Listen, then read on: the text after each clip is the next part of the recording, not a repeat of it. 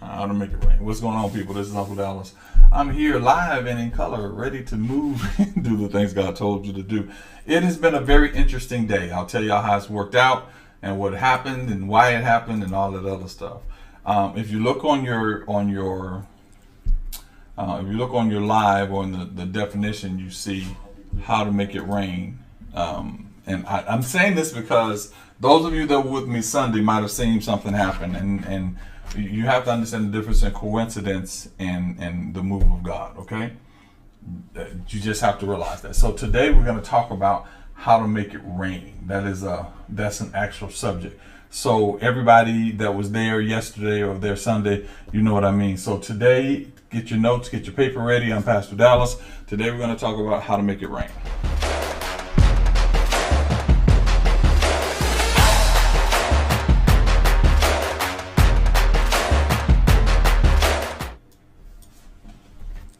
Again, welcome to our Monday session. My name is William Dallas, or I'm Pastor Dallas. That's me right there. That's me right there. Today I want to talk about an incident that took place on Sunday. For those of you that don't know, my grandchildren came Sunday to hang out with Pop-Pop. I'm Pop-Pop. They came to hang out with Pop-Pop. When they came to hang out with Pop-Pop, they wanted to go swimming. So we had this whole little thing going on. They kept interrupting the broadcast in the midst of it. And within that, they went up to go swimming, went to the pool to go swimming. When they went to the pool to go swimming, it began to rain. So I'll play that clip. I'm not going to play it today because this clip is about something else. And while they were playing the clip, I was actually talking about this particular subject in Proverbs 23 and 7. Is it 23 and 7? I was talking about Proverbs 23 and 7, and I also was talking about some other things. So we're going to take 23 and 7, Proverbs 23 and 7, and we're going to get a little bit deeper. I'm going to let some people get in. Jessica, hopefully you sent an email to let everybody know that we were going to be on today. If you did not, I'll make sure I tell you next time because we just got off the phone. Leslie, thank you for getting up this morning because I never realized how early it is in California until somebody called. So, so I want to talk about that. So here's what happened. Here's what happened for those of you that were here. Here's what happened. My grandchildren wanted to go out, and I love my I love my spiritual children. I love those people, that allow me to be myself. So my grandchildren come and they go, Papa, we want to go swimming. And my wife says, okay, while you're on the broadcast on Sunday, they can go swimming. And so out they go, down the street, down the hill. And it's not down, it's just right down the hall. They go down and they begin to swim. Okay, I'm trying to make sure that I make all the passages I want to be there. So for those of you, and I'm writing them down as they come to my head, John 15 and 7, Proverbs 23 and 7, and Matthew 12 and 33. So they said, Papa, we want to go swimming. So they leave and I start doing my show. As I look over my shoulder, most of you see there's a window behind me right here. As I look over my shoulder, it begins to rain. I'm not talking about little raindrops. I mean, it's just pouring. It's like big giant droplets of rain. And I'm going, oh my God, because I know they're only going to be here for an hour. Let me digress. So my mother-in-law's birthday is the 29th. And so we go down to celebrate her birthday. So while we're there, we go to Baltimore and celebrate her birthday. While we're there, the reason we go the way we go is because my daughter has 3 kids. She has Makai, Malaya, and Raylan. And so she can't fly because it's going to cost a little bit more in this short period of time. So we all get in the car, we drive to the birthday party. The birthday party is 7 hours away. We get down to the birthday party. We do what we got to do. We drive back. We drive 7 hours back. So drive 7 there, 7 back. I drive most of the time. Wasn't because my wife can't drive, just because I like driving and it makes it. I'm calmer when I'm driving. So we drive back. We get here. At I think like 2 o'clock. Once we get here at 2 o'clock, she has to go to Atlanta. And Atlanta is another 3 hours away. But they want to swim. So I want to make sure they swim. So they go up to the pool and they go swimming. Once they go swimming, they go to the pool, and now we're in the scene where I am. So now I'm sitting here and I'm teaching class on Sunday. I look outside, it goes to rain. I go, oh my God, that's crazy. It shouldn't rain. The kids, I want them to swim. So I look outside and say, God, stop the rain. 2 seconds later, the rain stops, but it's still cloudy. And I say, okay, God, I need some sun. 2 seconds later, the sun is out like it is right now. And so I go on with that. I go on and I keep on going from there, because as I speak it happens. And those of you, how many of you were there when I said that? How many were actually online when I did that? Kind of give me a thumbs up or a yes. So in the midst of that, every morning to go over my information in my life for the organization, I talked to Jessica. Jessica Harder is the person, if you get a message from Jessica Harder, she's trying to make sure that the database is correct. So every morning Jessica contacts me to make sure everything is okay and everything is moving in the right direction. So this morning, today, I get home. Now, I have been on the road for over 7 hours there, 14, 3 hours, 10, I was on the road for 13 hours. I got home, I am so tired. I'm still tired now. We didn't get in till like 3 o'clock in the morning.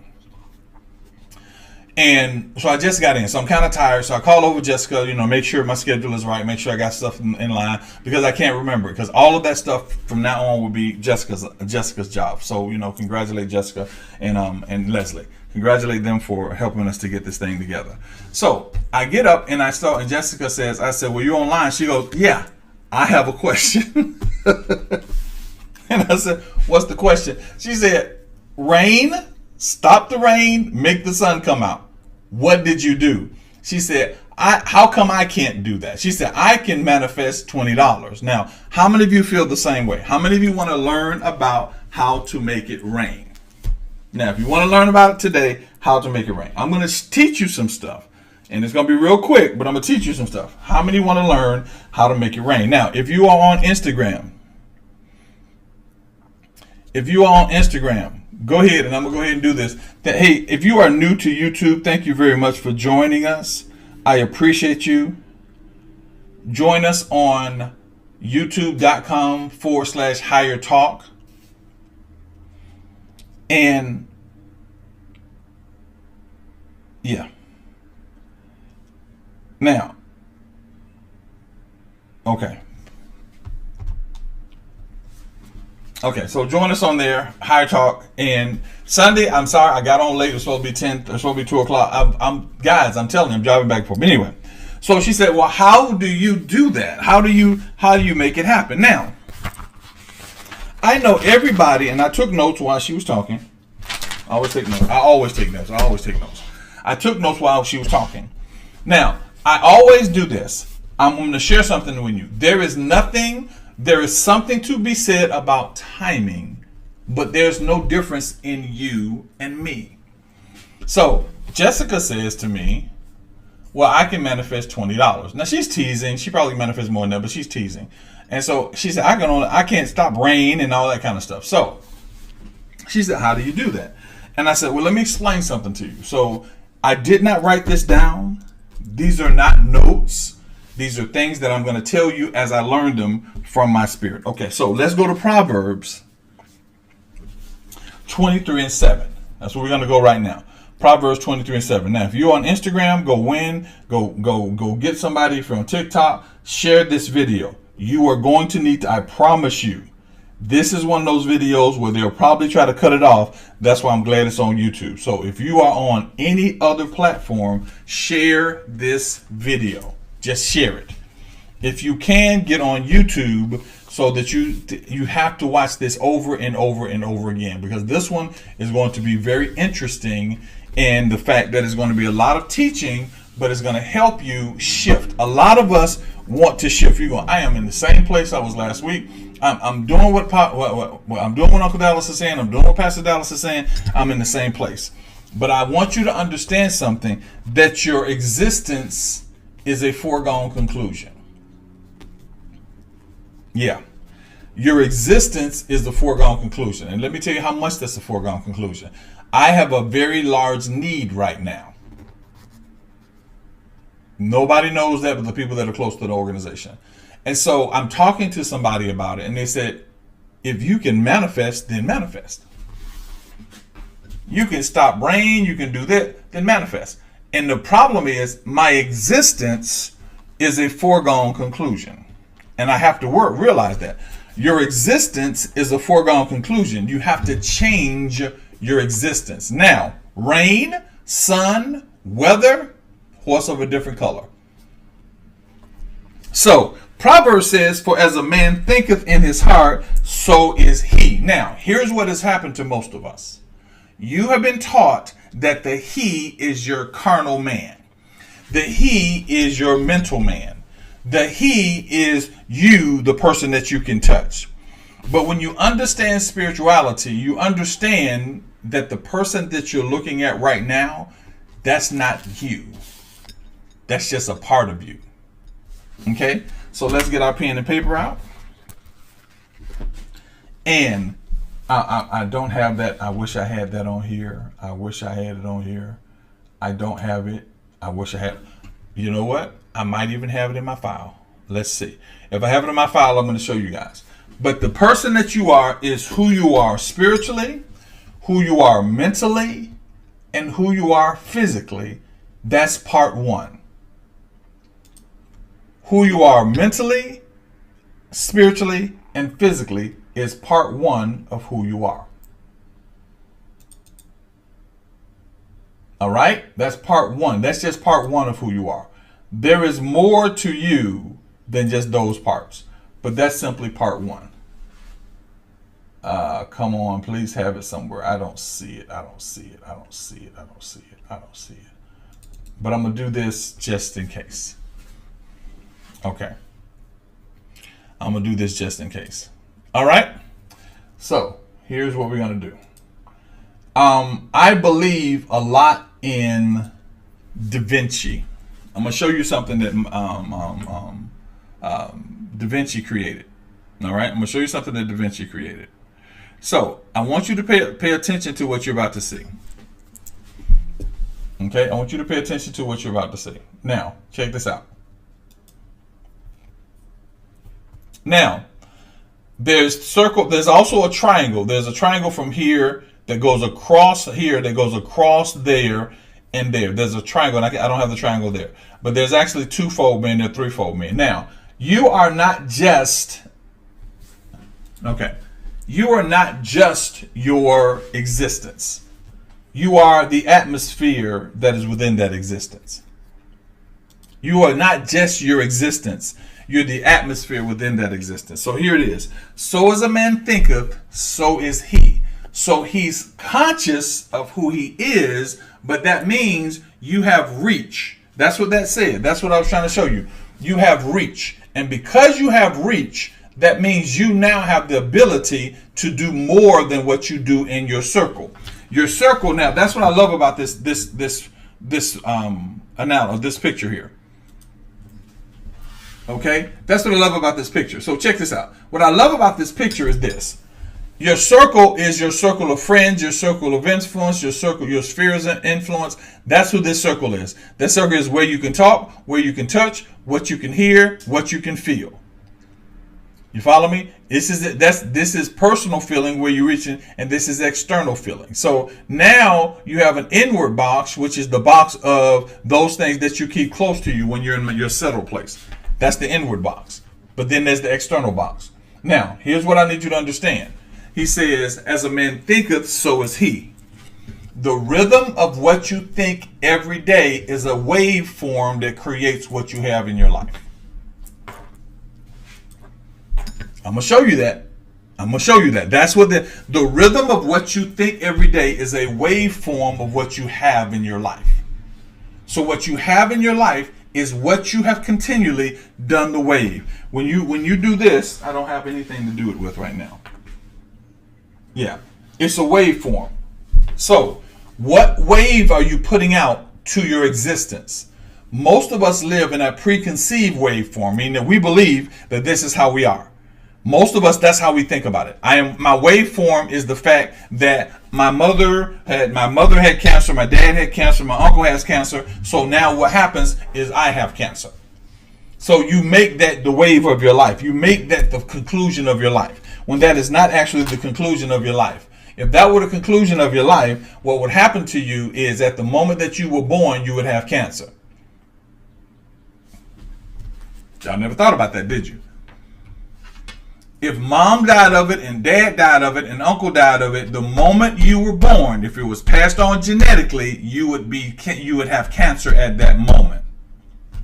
But what has happened is, because the foregone conclusion of your atmosphere makes you walk down the same path that mom walked, uncle walked, dad walked, which puts you in that same position where those things, well, I didn't do, that's not the point. The point is, they're threefold. There is the spirit, there's the mind, and the body. So you may not walk in the physical place, but you're mentally thinking that same thing. So you're battling a thing that has nothing to do with you. Now I'm going somewhere with this. That's your foregone conclusion. My foregone conclusion is, I don't believe that anything in this world can't be changed. And I believe I can change it. Anything. I don't take anything for granted.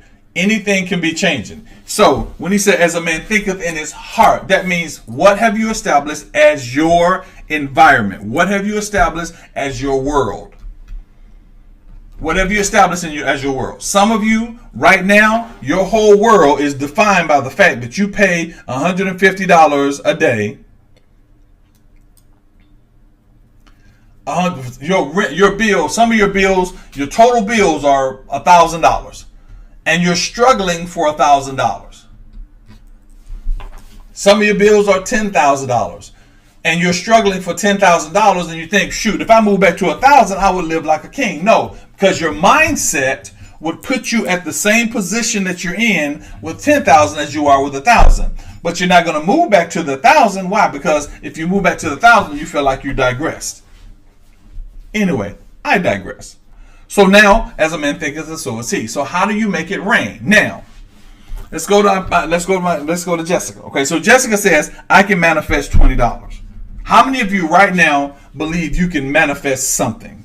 Tell me on the comments. If you believe you can manifest something, give me a yes or give me a thumbs up. If you believe you can manifest something.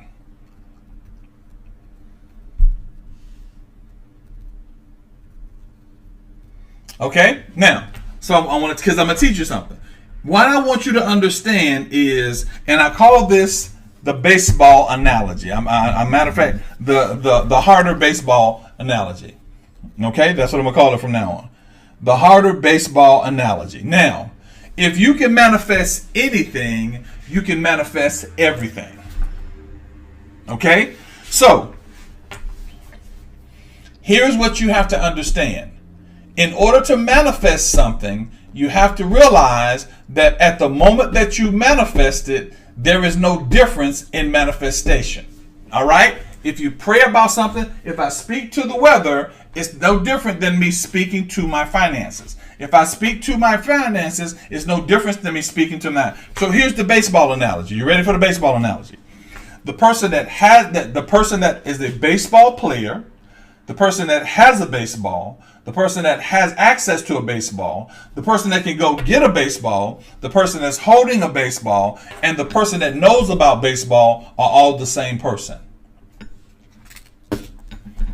It's all in what they do with the information. A baseball player and a baseball pitcher and the man that pitches a baseball are the same person. The difference is what he does. The baseball pitcher has taken baseball pitching to a point that has become a part of him and it prospers him. A person that knows how to pitch a baseball has just said, I know how to do it, and they just take it for granted they know how to do it. They do not benefit from all the things that are necessary for that to happen. See, you say I can manifest 20 because your environment says $20. Or you say you can manifest 500, or your environment says you manifest 500. Whatever you manifest, the fact that you manifest it means that you have unlimited abilities to manifest. What you have to figure out is have you become a baseball player, a baseball pitcher, or just a baseball carrier, or you know what a baseball is, or you know how to go find a baseball, or have you taken it serious enough and said, okay, I'm going to do this. Let's take it in practice. So I'm talking, he said, okay, I'm your baseball player. What do? If you are a player of baseball, you practice every day playing baseball. Why? Because you want to make sure you're the best baseball player there is. If you know how to play baseball, you just pick it up and the opportunity is presented to you to play baseball. So you look at the ball, you have it in your closet, you just don't do nothing with it. You have it, but when you need it, you'll pull it out. Now, when you need it and pull it out, you pull it out at the opportunity for it to be something that you need. Follow me here. Check me out. Follow me. A baseball player practices 5 hours a day. I'm just telling this hypothetically. A baseball player practices 5 hours a day. So he knows the weight of the ball. He knows the circumference of the ball. He knows how to curve the ball. He knows how the ball to go further. He knows everything he needs to know about baseball. So when an opportunity presents itself,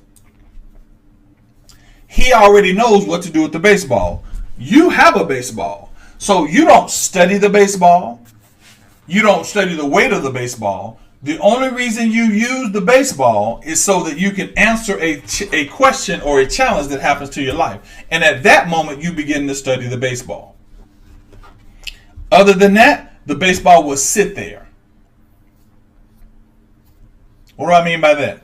Wherever you are with manifestation, take your manifestation to the next level. Now, here's foregone conclusion. Everybody in the house can speak to the rain. Everybody. If I did it, you can do it. Everybody can speak to the weather. Everybody can speak to the rain. Whoever you are, you're listening to me. And if you're new, welcome. Go down, listen to the videos. Make sure you subscribe. Share this. Watch it over and over again. Get it in your spirit. Everybody can do that. The only reason you haven't done it is because you haven't done it. But here is the deal. I speak to those things and I leave those things at the point where God can judge those things. So, if I say, stop it raining. Now, you were there, it stopped. If I say, stop the rain, and then I say, God, I need the sun, and then I even take it a step further, God, I need to be about 80 degrees. If all three of those things happen, you're looking at me like, oh my God, that's amazing. Why can't I do that? And so, what you do is, you have to realize that there are times I will say that and none of the things will happen. I will never forget, I was riding down the street one time, and as I was riding down the street, I went to go see a friend of mine that's the manager over one of the restaurants here in the city.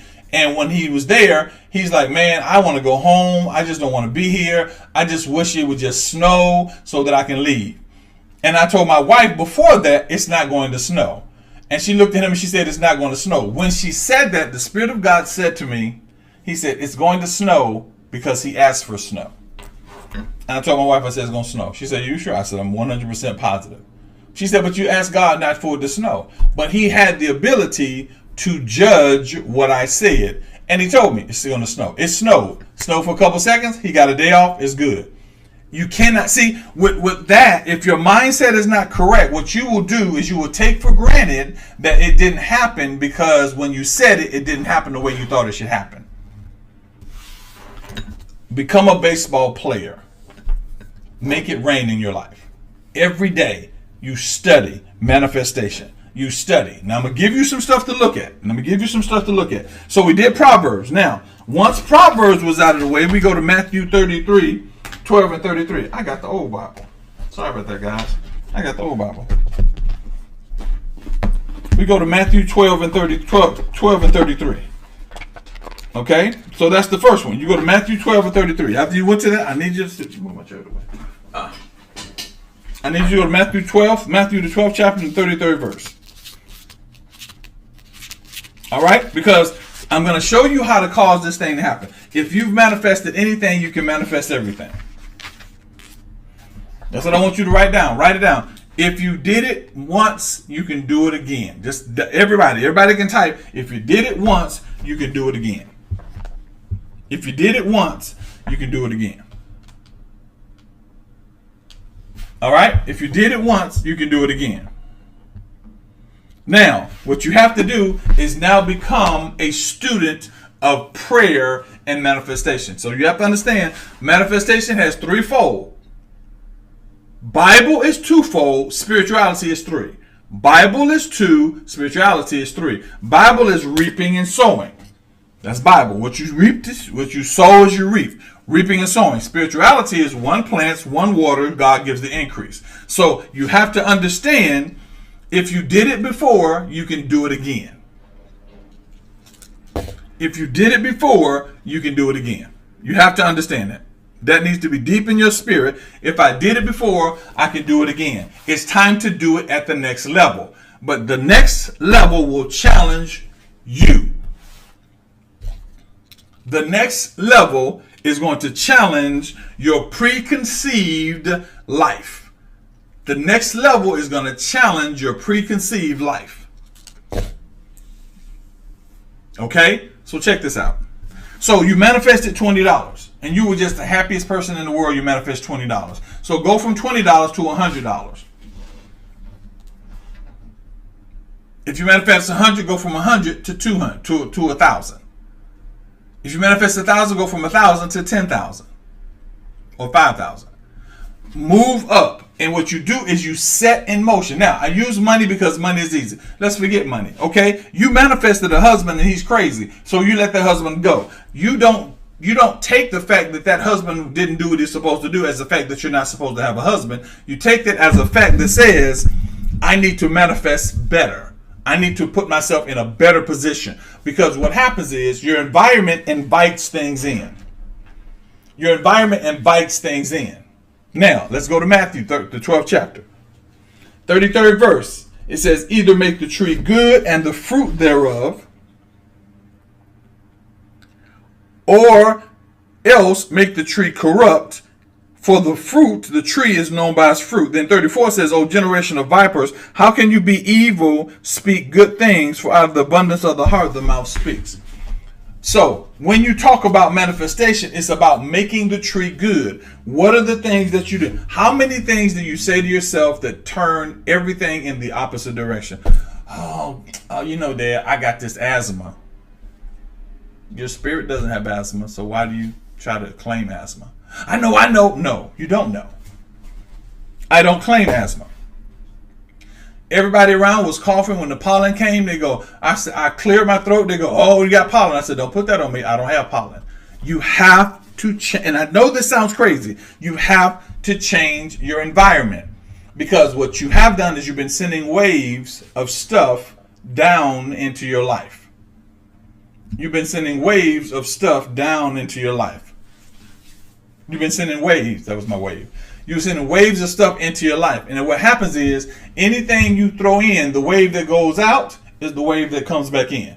The wave that throws out is the wave that comes back in. So when you start putting waves out, they come back in. Now you're feeling sick and you're feeling this. But if that wave goes, I don't have it, when it comes in, you reject it. You're going to, for the next level, you're going to have to attack your foregone concluded life. Your foregone concluded life. It means you got to change your mindset. You got to change your environment. You got to change how you talk. You got to start speaking slowly. Start speaking. It's okay if it plays in your mind. If you don't give it life, it doesn't mean anything. Either make the tree good or make the tree corrupt. Don't make the tree good and corrupt. So the second thing is Matthew. Matthew says, okay, when I get up in the morning, I don't go, oh my God, I'm so tired. Stop that. You have defined your life through simple terms that have moved you in the different direction. You can feel as crazy as your physical wants to feel, but you have to understand your spiritual is who you actually are.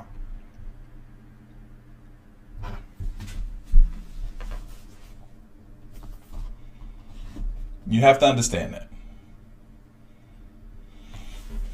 I have to do it. I was actually on the road for over 14 hours yesterday. First thing I just said to y'all, just did this. I just did that. Y'all should have called me to the carpet. First thing I said to you is, oh, I'm so tired. I'm not tired. I'm not tired. I have been moving so much, I just think it's time for me to rest. I'm not tired. Now, I even said I don't even want to do the service. I don't want to do the show today because I'm just, oh my God. I have to you got to pull all those things out. When you get up and somebody says, how are you doing? I'm amazing. When you feel like I'm amazing. When you don't feel like I'm amazing. When you think everything in the world is about to crash, I'm amazing. I am amazing. Why? I'm going to stay amazing. I'm not going to stay amazing because it's determined by my circumstance. It's determined by my situation. It's amazing. Your husband just left you. It's amazing. Why? Because I understand the mechanism of God, that if there's something that happened in the spirit that God needed to shift, he shifted it. So I'm amazing. I am amazing. We just went from, we had 180,000, 180 people followers now. How many of you have sent people to help? How many of you have told people to watch Uncle Dallas? How many do? Because what happens is I appreciate everyone that does it. And I know a lot of you have said, hey, you need to go watch Uncle Dallas. I think, you know, go check out Uncle Dallas. And we won 1,000 here. And all these things happen. The key becomes, has your environment changed? How many of you really press to say, let's make this thing big? I know there are people that need to hear this. I am going and I'm saying something. See, I don't just have a baseball, I'm a baseball player. So when I'm in the mall and somebody, go to the YouTube, you'll get that. When why? Because my manifestation is one plants, one water, God gives the increase. So here's how your life is. Make your day what you want your day to become. Make it the way you want it to become.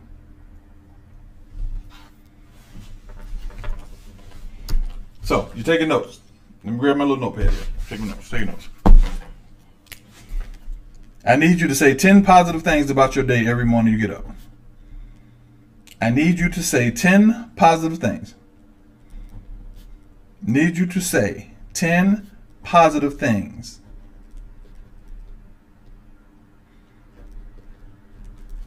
When you get up in the morning. I need you to say 10 positive things about your day when you get up in the morning. 10. Go write them down. Make you say 10 positive things. You wake your head up, I'm alive. Number 1. I am happy to be alive. Number 2, this is a beautiful day. Number 3, I'm going to have a wonderful day. Number 4, God, I am so in love with Kendra Dallas. Number 5, I'm so happy I get to do something great today. Number 6, God, I'm going to do something really creative because I know you blessed me with this mind. Number 7, God, everybody I speak to is going to have life because I know that you gave life to me. Number 8, God, I thank you for this place to live because I could be on the street. Number 9, God, I thank you for giving me the power to pray and connecting me in the spirit. Number 10, number 11, God, I thank you very much that you gave me these nails, this hair. I'm just such a dashingly good looking man. I don't even know how we handle it. Number 10. By the time you get to number 10, my friends, your whole atmosphere will change. Your brain, you either laugh or something will change. What you want to do is you want to focus this power. Now, follow me here in Matthew. Matthew says this. Follow Matthew 33. Either make the tree good. That means you are making the tree. What did he say? The tree, 1 plants, 1 waters. God gives the increase. Do you want to take this deeper? The reason that he created Adam was not a man in the purest sense. He was a farmer. So he set a system through Adam. 1 plants, 1 water, God gives the increase. You have increase inside of you. But what are you planting? See, you go sowing and reaping. And yes, that's Bible. Bible says what a man sow, he shall reap. But spirituality takes it a step further. It says there's sowing, there is developing, and there's reaping. Sowing and reaping have no control through you. You have no control over sowing and reaping. But 1 plants, 1 water, God gives an increase. You have control over the development or the water, meaning how much spirit you put on that thing you're believing for. How much spirit you put on that thing that you're asking God for. How much water, how much spirit. And it's deeper. I can go deeper than that. So now you can make the tree good. Is your tree good yet?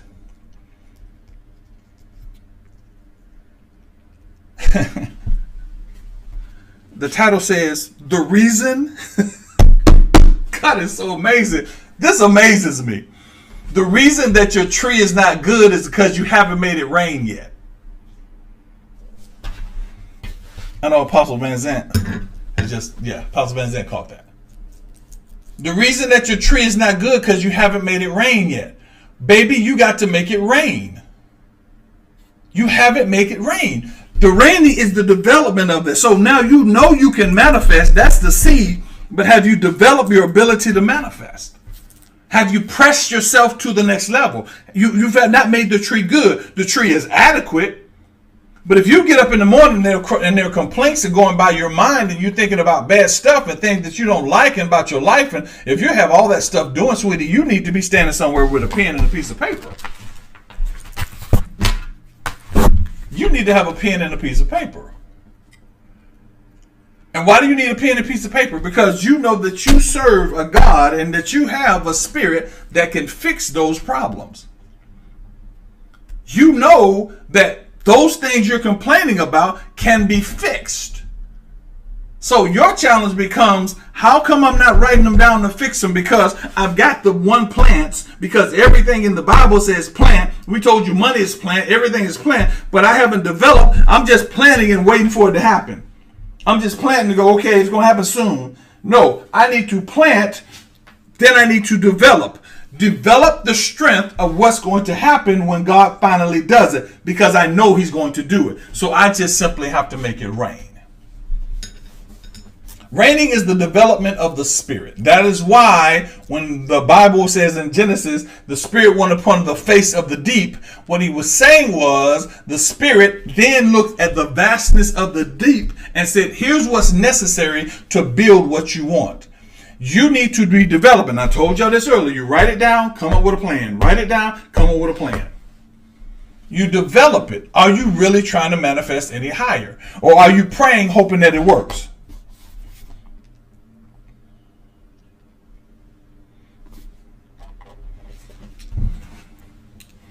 John 15:7 is the last passage.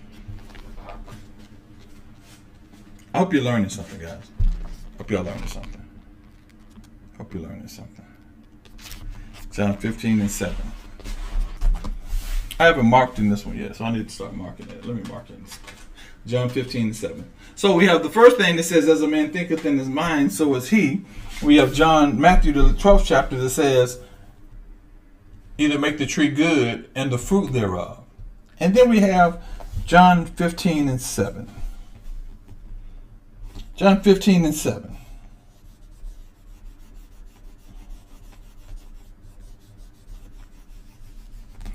If ye abide in me, and my word abide in you, you may ask what you will, and it shall be done unto you. I'm going to mess your world up for a quick second, and it's okay. I got my hair cut this weekend. My brother-in-law cuts hair. So I went down and I talked to my brother-in-law. He has the quintessential barbershop. You know, the quintessential barbershop, everybody's sitting there talking about barbershop stuff. And the lady says to me, she says, she's talking about manifestation. And when she's talking about manifestation, I say this to her. I said, we have this totally confused. And I know that this is why it's confused. I said, John the 1st chapter says, in the beginning was the Word, and the Word was with God. Let's look at that. And I'm going to show y'all something. This is really John going with the John. If you abide in me and my word abide in you. If you abide in me and my word abide in you. Now, we think the Word is Jesus. I know I lost a whole lot of y'all right there. You think the Word is Jesus. The Word is not Jesus. Okay. The Word is not Jesus. Study it, you'll see. You know what? No, we're not going to do that because I'll be studying it all day. The Word is not Jesus. In the beginning was the Word, and the Word was with God, and the Word was God. Okay? The Word is not Jesus. The Word is not Jesus. The Word is not Jesus. Now, if you look at that, study that, the Word is not Jesus. So, in the beginning was the Word, and the Word was with God, and the Word was God. Okay? So, let's do this because I said I wasn't going to do it, but I'm sorry. I feel like I need to do it. Okay? I feel like I need to do this. This needs to be done. All right, so we're going to do it. I wasn't going to do it, but I'm going to do it because I said I wasn't going to do it. Now I'm going to do it. Okay, let me see if this is right. Okay.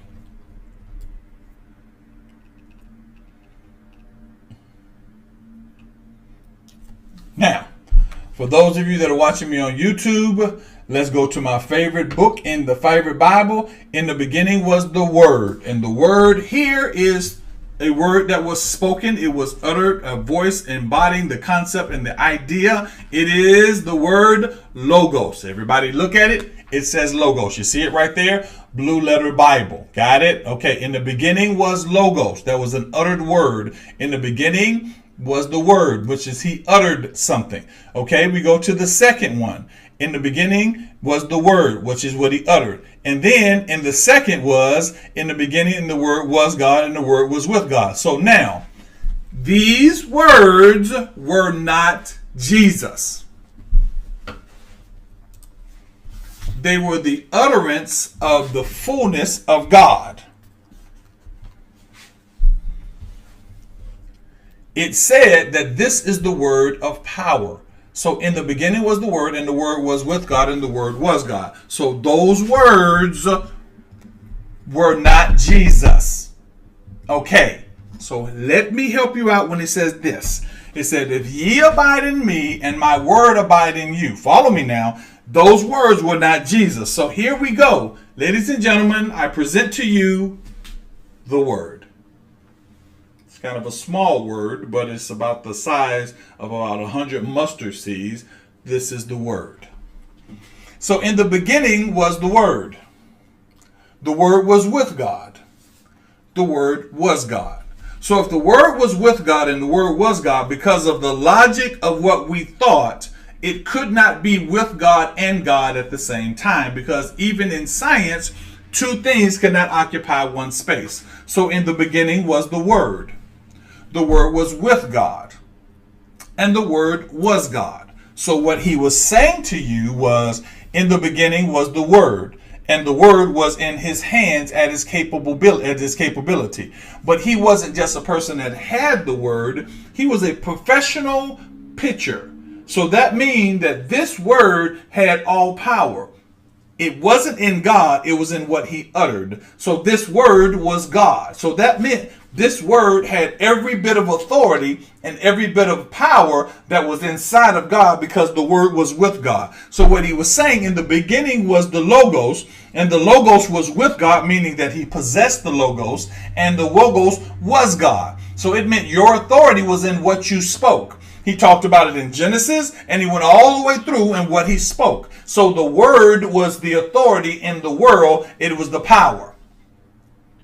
Same was in the beginning in Genesis, when that Word created the worlds. There was nothing that was made except it was made by him. That's in Hebrews. So what's happening is, he said, if the power of the Word, which is this little seed of Word, is inside of you. You jump to John the 15th chapter that says, if this is inside of you, and you're inside of me, you can ask what you will, because the power of what you say has just been embodied by the Spirit. See, what you did is you manifested at a smaller level. So what you did is you had the Word and you didn't realize that it was everything, instead of what you just thought you needed. See, a baseball player studies everything about the Word. I already told you there's three different words. There's the word he said, the word he's saying, and the word he said. So why did you manifest now and you're not manifesting then? Why? Because you've created an atmosphere, and that atmosphere says you haven't abided in the Word. If ye abide in me and my word abide in you, that means that if you abide in studying how to manifest, then you can in turn manifest. So let me give you the manifestation. See, we've been taught that Jesus is the Word. No, Jesus embodied the anointing of the Word. The Word was threefold. In the beginning was the Word, it was God, and the Word was with God, it was the Spirit, and the Word was God. That means that the authority of the Spirit. So that meant that he was threefold. It was the God of the God of the Word that created the Word, the God that spoke the Word, and the God that released the Word. How do you know this stuff? I pay attention. So that meant that you're walking around with the fullness of the Godhead inside of you, and you only lived it at a certain level. Why? Here's why you live it at a certain level. You live it at a certain level is because your identity of who you are in this space is more important than the identity of God that God wants to give you. I get people talking, say, you're understanding. Listen, I will say this to you. I have an apostolic calling on my life, and I have had it since I was, God. But you're not going to hear me call apostolic, because apostolic is what God calls me. Because I have to be conducive that everybody can come hear me. But if I set my level at a place where only certain people can hear me, then I'm not doing God any good, because God is looking at me. I'll never forget this. He's looking at me like, do you want everybody or just the people that understand what your title is? That's why I don't use the title. I have it. Those of you who are Sunday, you know I speak to weather. That's what I do. You ever seen it's a whole lot of stuff that I can do. But that's not my job. My job is not to tell you all the stuff I can do. My job is to be conducive for the fact that you can now be invited into those things. I'm in church. And those of you may have heard the story. I was inside of a Krispy Kreme one day, and the light came on. Man asked me what I was. I said, well, I'm an evangelist. And he goes, what's that? So the mere fact that I said, well, I was an evangelist, and if I had told him, you know what, I am a follower of God and a person that loves God, that helps everybody reach God at the level they need to reach God. Same thing. But I was wise as serpents and harmless as doves. You set an environment that can't nobody get in but you. You set an environment. And so what happens is, when you become emotionally attached to these environments, you think you're hearing from God when you're actually hearing a watered down version of what God has for you. Why? Because your emotions are just as powerful, and they become a shapeshifter to what, thank you Jess, and thank you to my new artist, that he becomes a shapeshifter, Damien. He becomes a shapeshifter. So he looks like what you're hearing from God. And yes, you're hearing from God, but what you do is you interpret according to your brokenness. You interpret according to your hurt.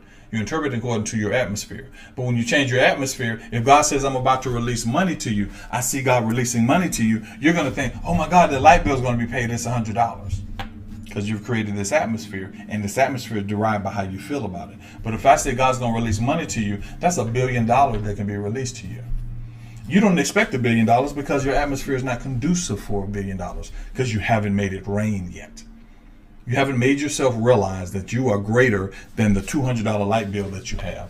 You are greater than the $1,000 car note that you have. You are greater than that. So when God says he's going to release, he's not releasing at the level of what you feel about yourself. He's releasing at the level of the power, and the word was God.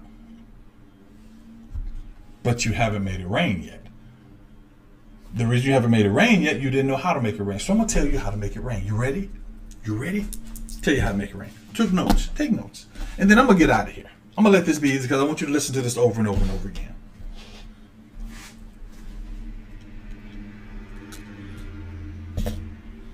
Okay? All right. You ready? Y'all ready? Everybody got the notes? Everybody got the notes? Okay. You ready? Okay. Everything you want, go after. Stop telling me you're praying about it. Stop telling me that you're going to ask God about it. Go after it. If you want a Bentley, go after it. If you want a house, go after it. If you want a fine husband, go after it. You have to realize that you are no longer in the position where God doesn't trust you. You're now in the position where God trusts you. If you abide in me, which means you submit things to me, and I abide in you, John 15:7, you can ask what you will. Isn't that what that says? Isn't that what that says? Let me look at it again. And ye shall ask what you will. Here's where everybody has made the mistake. Here's where Uncle Dallas has made the mistake. Hallelujah. I felt that hit my spirit. Here's where we made the mistake. We are busy trying to get God to tell us what we should want, instead of telling God what we want and let him tell us what we can have. Okay. Here is what's really crazy about that. When you were working, and if you wanted a new car, you'd work overtime till the boss told you there is no overtime. You want something from God, you will sit back and wait for God to give you something, instead of going, God, I'm going after that new house. I'm going to work on my credit. I'm going to work on raising money. I'm going to do everything. Hallelujah. I'm going to do everything in my power to get this house. Why? Because somebody told you the love of money is the root of all evil. So you think loving to get what you want is the root of all evil. But baby, you have to start developing. You already planned it. You got to start developing. So when you ask God for a house, a 15-bedroom, 22-bathroom house, you start moving toward it. That means you are developing. One is planted, one plants, one waters. You begin to develop it. Stop asking God what you want. Tell God what you want and let him then monitor that thing. Let him adjust it. You don't dream now. You're afraid to dream because your brokenness defines that God doesn't care about you. Your brokenness defines the fact that you can't have it. But you don't know so much. You're not that smart.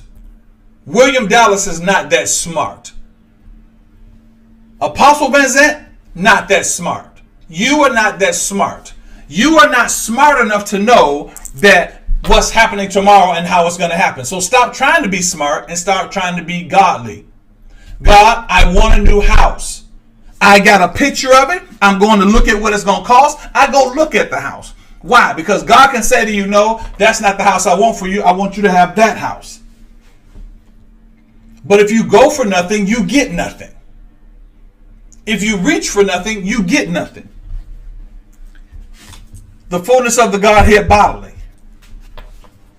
Go after it. Trust me. Just like God put a check in your spirit about other stuff, he'll put a check in your spirit. I had to learn that. I had to learn, God, I want this. Why? Because we have allowed stuff, and I feel like I want to preach, so I'm going to just slow this down. We have allowed stuff to define what we can have from God because we lost stuff. We didn't lose it. He moved it so he can give us something better.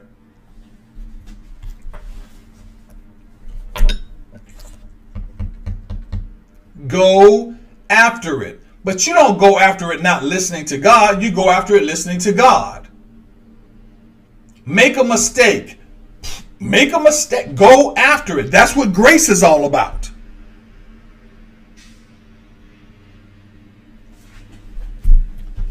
I told people in my life that I was going to be married in 2013. I was 2011, went through 2012. 2012 was pure hell for me. Excuse me, 2011. 2011 was pure hell for me. 2012, I met my wife. 2013, I got married. When I met her, it was love at first sight. I didn't say, what if she don't like me? I went over and said, listen, I put 2 lines out. I was trying to be smooth. Both the lines didn't work. Wasn't going to give up. Finally sat down and said, I am madly in love with you. I would marry you today if it were possible. Now, I don't know how you feel about me. I don't know what you think about me. You may think I'm crazy, but I'm crazy about you right now. It's like I'm supposed to be married to you. And she looked at me and she didn't say a word. Did you think I'm going to go, well, maybe no. I'm marrying you. I'm marrying you. My wife, being the thinker she is, she calmed down a little bit. She said, you know what? I don't know what it is, but every time you talk, hallelujah, every time you talk, something in my spirit moved. She said, you were teaching that class and you left. I knew where you were going to be before you were going to be there. And I love you too. And we spent from that day to the moment we got married talking every day, 24 hours a day, 7 days a week, because I went after it. God could have stopped me at any time. Go after it. That's why you're not there. Because you are thinking things are too big for you, or you're thinking things are too good for you, or you're thinking things that you don't deserve them. You deserve everything. If you are watching me today, whether it's your first time watching me, or it's your last time watching me, or you've been watching me the whole time, the mere fact that you get up and listen to me rant and rave puts you in a qualification to get whatever you want from God. Every time somebody tried to bring you down, every hater that tried to hate you, every person that tried to make you leave you for dead, every person that tried, even when the law tried to get you, everything was qualifying you. And they go, we're going to put you in jail. Fine, put me in jail. You get out of jail. Everything, you beat everything. So, baby, you deserve the best of the best. Go look for it. Go after it. When he says slow down, you slow it down. On the way back, driving at 7 hours, I'm riding about 85 miles an hour down the road. All of a sudden, the brother slowed down because my car would do it. It slowed down, and my car slowed down automatically because it was getting too close. I didn't go around. I said, you know what? This may be a way for me to be slowing down. And then I got back in. Go after it. Make it rain. Make it rain.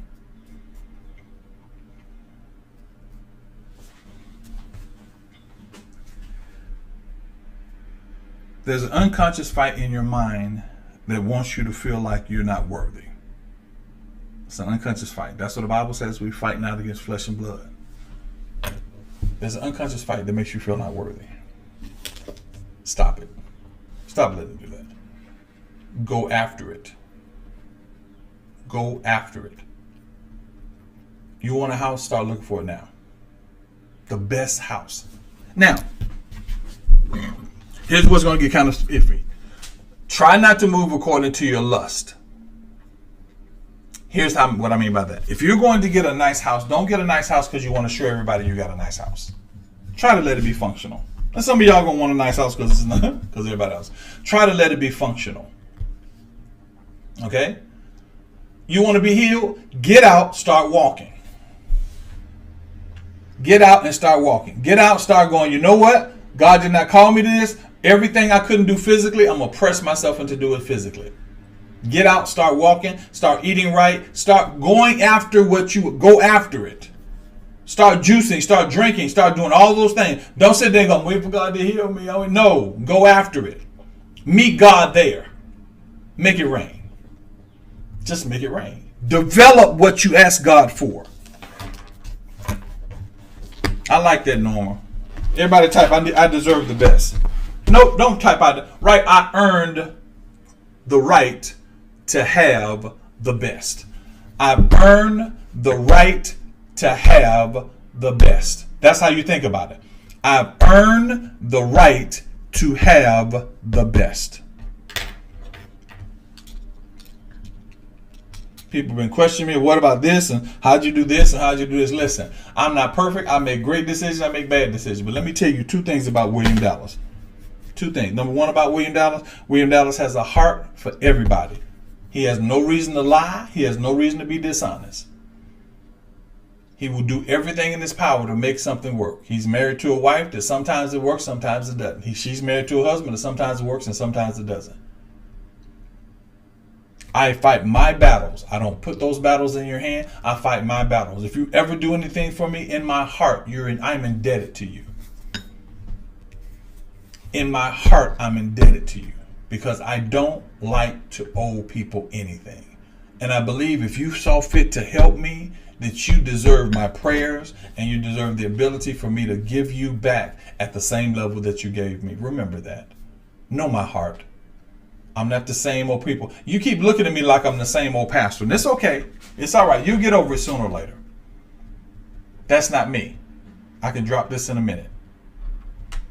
I'm not trying to gain anything from you. I'm not trying. That's why you don't know what I'm dealing with personally. I don't know. I don't know what I'm dealing with personally. All you know is that I'm fighting the same battle you're fighting. Remember that. Because I had to earn the right to have the best as well. So let me tell you this. Let me help you guys out. Because see, I say this and I want y'all to hear this. Okay, ready? One of the cameras that I use is a Sony camera, which is a very nice camera. And the camera is probably worth about, and I probably told y'all the story, the camera is probably worth about $2,500, maybe $2,300, $2,500. It's a very good camera. Well, at the time it was. It's been, I've had it for a while, so it's probably not worth that anymore. But at the time that I bought it, the camera's worth $2,500.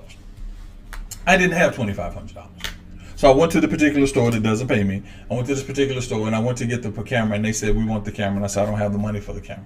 But remember, I had earned the right to have the camera. So I'm going after the camera. I'm going to figure out a way to get that camera because I know that camera is what I need in my life.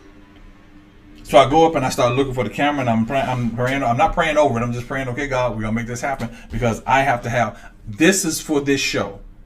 What I have now is what one plants, one rain, one plants, one waters, and God made the increase. This is the increase of what God gave me right here. This is why I have that camera. And so I go in and my wife says to me, listen, this is Uncle Dallas now. I go in and my wife said, there's a company that will allow you to lay away this camera and you can take it home with you today. What? I said, what about? She said, I already filled out the paperwork. Go pick your camera. That was the first time I had paid for a piece of electronics that was over $3,000, or that was over $2,500. I went and got the camera, and I made 2 payments, and then I paid it off because they had a 90-day same as cash. Because I went after it. I went after it. Stop sitting in the muck of what happened to you in your past. Shake that mess off and go after it. Go get it. I gave, and anybody that knows me, I will give you the shirt off my back. You don't know that. Most people don't know that because you've only known me for about a year. I have a young man that, if I can find him, his name is Mike Smith. They used to go and get suits out of my closet every day. Every week he would get a brand new suit out of my closet. I've given away shirts, I've given away shoes, I've given away cars, I've given away places to live. I've given all that stuff away. Why? Because I know I have earned the right to be in the position I'm in right now. You may come look at my life and go, wow, why do you live here? I don't live here because I'm a wonderful person and I'm better than you. I have earned the right to be where I am. And guess what? This is a fight for the next level. I'm fighting now for the next level, because the next level is having a place where we can all go to. And when it's time for a conference, I don't have to get a hotel room. I just say, everybody come to the building. So I'm still fighting. And when you understand that I'm fighting, just like you're fighting, you don't take it for granted. Well, what about this? And what about this? I appreciate all the pieces of advice that everybody give me, and I do respect them. But you got to fight your battle. What do you really want? I want the Lord. I'm not here that mess. You got saved and all of a sudden you want to get spiritual. What do you want? I want a husband that's so fine that I lose my mind when I walk in. I want a wife that can cook me into a coma. I want a house so nice, when I get home, I'm happy to get home. I want a car that when I ride down the street, I ain't got to keep looking at the gas lights and lights coming on the dash.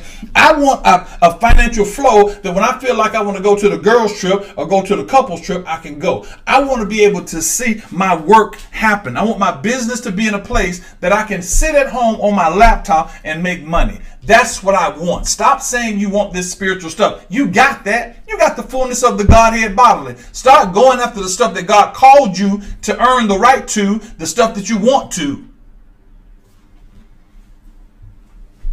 Go after it. You don't know who's going to be at the house you're looking for and go, here, just take the keys. I'm done.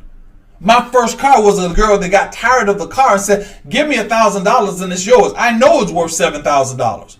I gave her $1,000. We stop because of what we feel like we don't deserve. Stop it.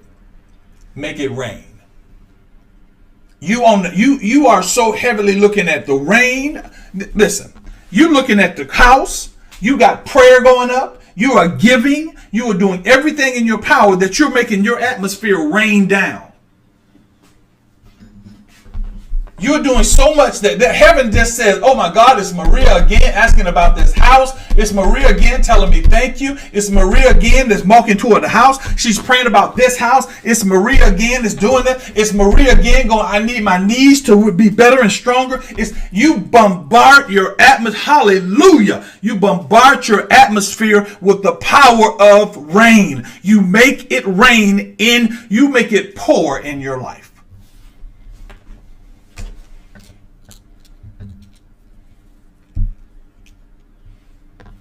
Make it poor.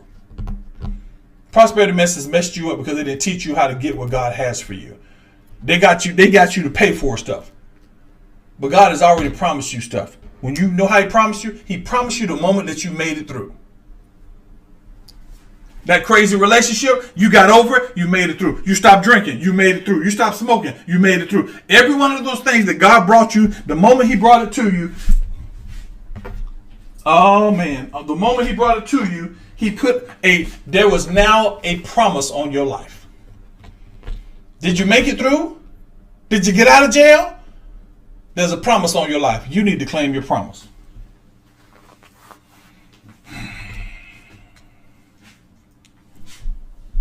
Now, I'm going after it. Everybody that is around here, everybody that is watching me, on May the 4th, I'm doing a thing for women called the Power of Women.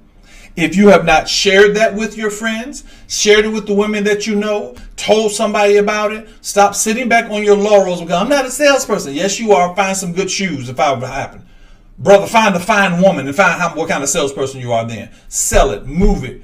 Get these people. I want 10,000 women changed. If we can get 10,000 women that see who they are in the spirit, we can change the atmosphere. So tell somebody about it. Grab the flyer. Connect with Jessica. Connect with Leslie. Make this thing happen. Stop looking around trying to, oh my God, you got all the advice. Girl, I know. No, you don't. You don't know everything. What you know, tell them. Then help them get more information.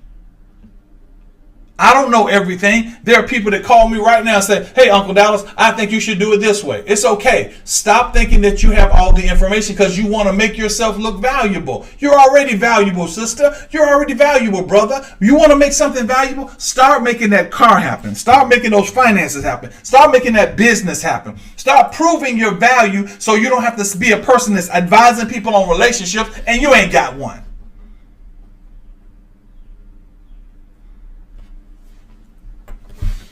I don't talk about anything that I'm not either going through or done. I don't talk about stuff I haven't done.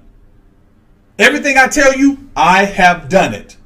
You saw the rain, those of you there. I said, rain stop, the rain stopped. Did you think I was going to be like, oh my God, the rain stopped? I wasn't even concerned. It was cloudy. I said, God, move the clouds. I need some sun. The sun came up. My wife came in here. She said, I'm sorry. I should have told you I didn't want them to stay up in the pool. She said, it stopped raining. She said, I know you did it. All right. That's it, guys. That's it.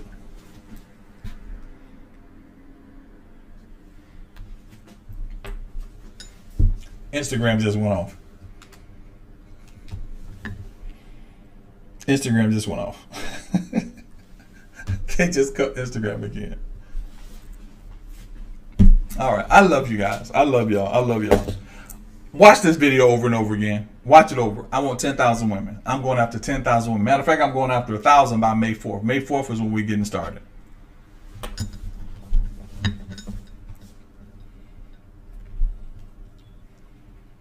May 4th is when we're getting started. If you know a bunch of ladies, tell them to meet us there. It's a donation. It's a donation, guys. It's a donation. I suggest 20. If you don't have 20, donate what you can. Be there. Just be there. May 4th. We're going to do a Zoom. If it gets over 10,000, I'm going to just do it on television. All right. I love you guys. I appreciate you guys for joining me. If you are new here, my name is William Dallas. Pastor Dallas or Uncle Dallas, you'll see me. My job is to take you to a place that you've never been before and give you the instructions of how to stay there and go to a next place. So, ladies and gentlemen, I appreciate you for being here with me. And for those of you that are new, thank you. For those of you that have been here always, you know my line. Welcome, and you've just been taken to a higher standard. I love you guys. Peace.